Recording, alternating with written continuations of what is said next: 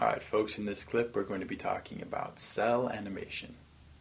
And right off the bat, we're not talking to you scientists right now. We're talking about the artistic form of cell animation, which is essentially hand-drawn, old-school animation. Like all the classic Disney films you've ever seen were done through the process of cell animation. And I guess the way we would break that down in the process is it obviously begins with storyboards. And the overall design and look of the final finished product. Storyboards essentially tell the story panel by panel, much like a graphic novel would. From there, a lot of times they would go into the voice recording. They'd bring in the actors and have them read all the lines and perform the part first, so that then the animators would have something to work off of. This is still done, honestly, to this day, usually, unless there needs to be looping later on where the actors need to come back and maybe change the way they deliver the line. But largely, the recording is done first.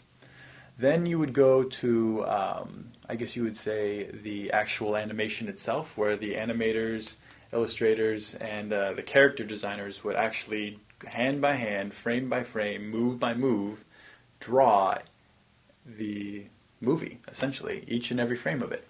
That would be the next step. And moving on from that would be the timing and the overall, the way that each frame played from one to the next. Because obviously, the way film runs, it runs at 24 frames a second. So everything has to be timed just so, and the movements have to be figured out just so that it all blends together seamlessly and looks like it was, intentionally done to marry with the vocal recordings that were already laid down.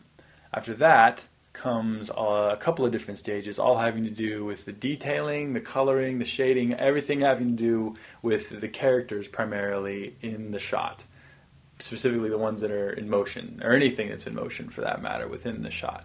All the final details are done to this, and they are placed on, at least they used to be placed on clear cell paper, which I believe is where the name came from. I might be completely wrong about that, but I'm pretty sure that's where it came from in the first place. Look like slides, basically, that they would lay then over the background. The background was done by a completely different department, and they had all the backgrounds planned out for each frame, and then the characters themselves would be placed down on the final platform machine, where they would literally capture the image in a frame of film and go one by one by one until the final finished roll was done. And they had their entire movie, from the characters to the background to the sound, all the details married and merged into one complete package. And that is essentially what cell animation was and still is.